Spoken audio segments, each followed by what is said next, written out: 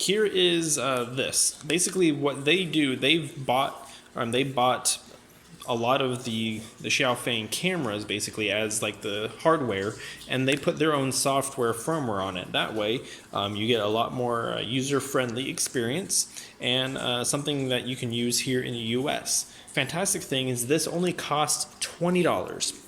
So let's go over some of the features. This has basically the same features as that Xiaofeng camera. You have 1080p full recording. You do have a two-way audio, so you can talk to the other person or animal on the other end, and they can talk back and you can hear it within the app. Motion detection. There's also a night vision mode. You do have 14 days of free cloud storage. They use Amazon Web Service for the storage. So basically it'll record up to 14 days and then start recording over the oldest videos. It is encrypted end-to-end, so you don't need to worry about that. Digital zoom 8 times there. There is also micro SD card support in this, so that is fantastic. There's also time-lapse features on this, but let's go ahead and get this unboxed real quick. I'll leave the link down where you can pick one of these up from them. You can check it out for yourself. So the packaging is different than the Xiaofeng. You're presented with the camera first and foremost.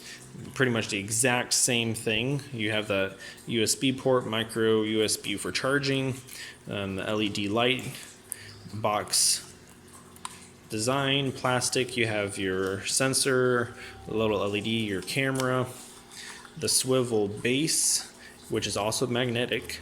Here is your micro SD card slot and your setup button, things like that. See what else you get in here. So a very compact box with everything. Here is just a quick start guide, tells you what everything is, mounting plate, yada yada. You're going to want to download the app for Apple or Android. I'm going to be using this on Android. Here is what each of the lights indicate and what they mean. And of course, if you need support, you can reach out to them via email or the phone number listed there. Here we have the same style cable, which is fantastic actually. Okay, I don't know what that is. So we have a flat white long cable, which is very nice, so you can run this power and have this mounted elsewhere, which is good. I like that cable. And we have a small, wow, really small, a small power brick, as you can see there. Let's see what this the specs are here. Output 5 volts, 1000 milliamp hours. All right, there's that. And then some other little stuff in here. So silicone bag. Here is a metal plate with Wyze kind of engraved in there and some 3M adhesive. So, okay, good. So basically what this would be used for, what I would see it as, is you can mount this anywhere, like on a wall that normally you want to put it. This way this double adhesive goes onto your wall, and then this camera can then mount onto your wall without having to have something metal nearby. So that's good. Nice little inclusion. That did not come with the Xiaofeng. So little details, little additions are already nice to see. So here we have just a plastic wrapping all around. We're gonna go ahead and get that off. We get the same shiny box plastic build, which is not a bad thing. It's definitely not like aluminum or anything like that. So it's going to blend in nicely into your setup, things like that. I have just a quick battery bank, and we're going to go ahead and power it on using this real quick. And you're going to want to use their cable because of just how the small tolerance is for plugging this in for the power. We can see there's that light. I'm going to go ahead and just set that up like such. So we're going to go ahead and get your phone here. Go over to your Wyze app. You're going to need to create an account, so go ahead and sign into that. All right, so you got signed into your account. You're going to be brought to your main screen where you can add a device. So it's going to tell you to basically tear off the plastic film that you have already. And then now what we need to do is press this setup button on the bottom of the camera. There you go. Ready to connect. So I heard ready to connect, so now it is in English, so similar to as before. We're going to need to connect to the Wi-Fi network. So I'll be right back. Alright, so you'd scan the QR code with the camera, having it held out about this far away, and it'll then prompt you to basically press you heard ready to connect. And it's going to just take a couple minutes to finish scanning and connecting, so we'll just be patient. Alright, so it failed for me, so let's go ahead and try this one more time. Maybe the password I typed in just was incorrect. Alright guys, you know what I realized? Issue was this only supports 2.4 gigahertz, not 5 gigahertz Wi-Fi. So I was on the 5 gigahertz network. So let's try that again. Ready to connect. QR code scanned. Please wait. Alright, now let's see if being on 2.4 is going to make this successful.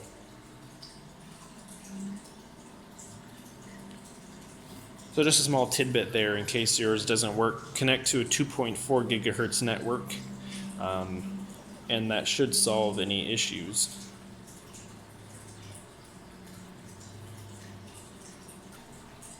Alright, so this now finally said setup completed. So it looks like that was successful now after doing the 2.4 gigahertz network. So now we can name the camera. Let's do bedroom, since this is where we're going to be placing it in. We're going to start use, update successful, perfect. So here we can see new firmware version is available. Let's go ahead and upgrade that. I want to make sure that we have the latest firmware before we kind of really get into this, so that way I can share a good use case and how my experience is. So let this update and we'll be right back.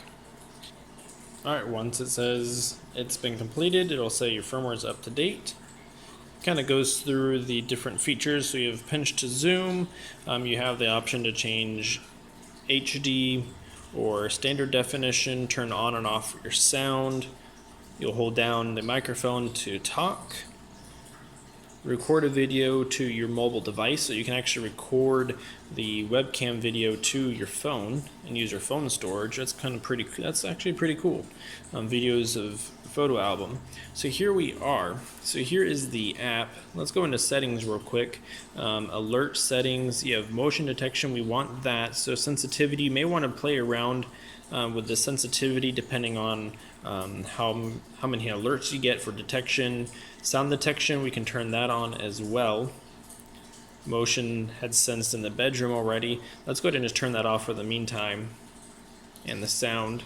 Smoke alarm detection. So what that means is, what I was reading online is, if you're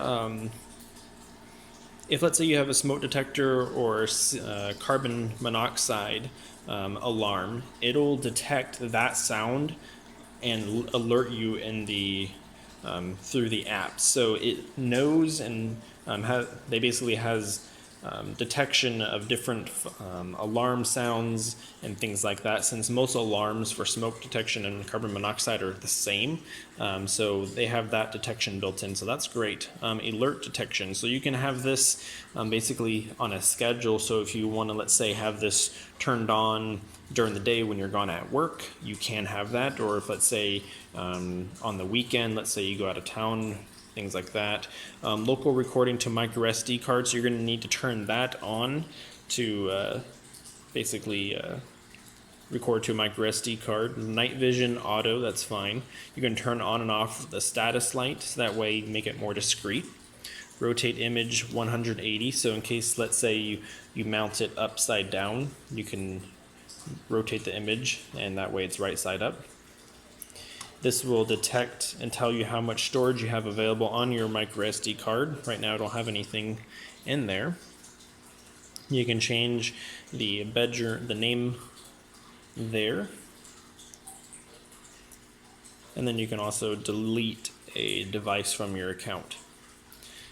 So if we go over to Playback, no micro SD card, so the Playback is for local recording.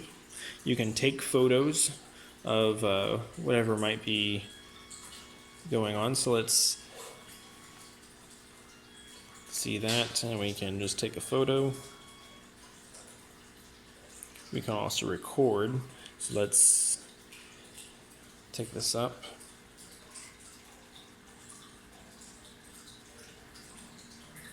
And Google Photos already detected the snapshot folder from the camera. So you can just stop to record there.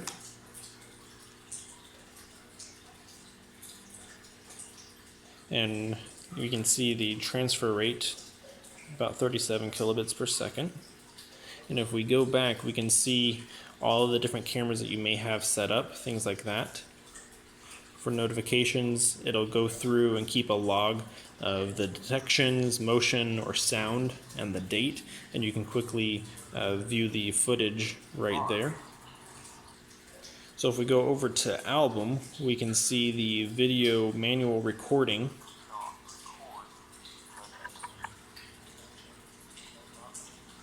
And it gives the time and the date down here in the bottom right for a timestamp. So that's actually a nice feature for security, things like that. And there is our photo that it took as well.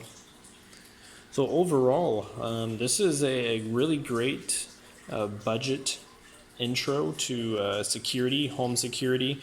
If you're just on a tight budget and you want to at least have this capability to know what's kind of going on, you can. This is not outdoor use, this is only indoor, but for 20 bucks you can't really complain in regards to that. I'm going to try and actually compare the quality and the features that this has to a Nest camera, and kind of see if maybe this might be something if you want to save money. If you want to go this route, I can already tell you for 20 bucks, you're getting a lot of features that a lot of higher, more expensive cameras don't have, such as the local micro SD card recording, free 14-day recording, which will only record just a couple, like maybe 15 seconds of motion detection. So 14 days for free, and then it'll just overwrite and delete the oldest history first. You are able to share your cameras, things like that, share a device to other users, so other family members, a spouse, roommates, that sort of thing. You can share access to the camera. And this is very easy to mount anywhere you may want. As long as it has a metal base, you can attach that via the magnet, or like I mentioned, on a wall. If you don't have anything magnetic nearby, they include this nice little plate that attaches just like that, and then your double-sided tape goes onto your wall or whatever service you want. So this is fantastic for 20 bucks.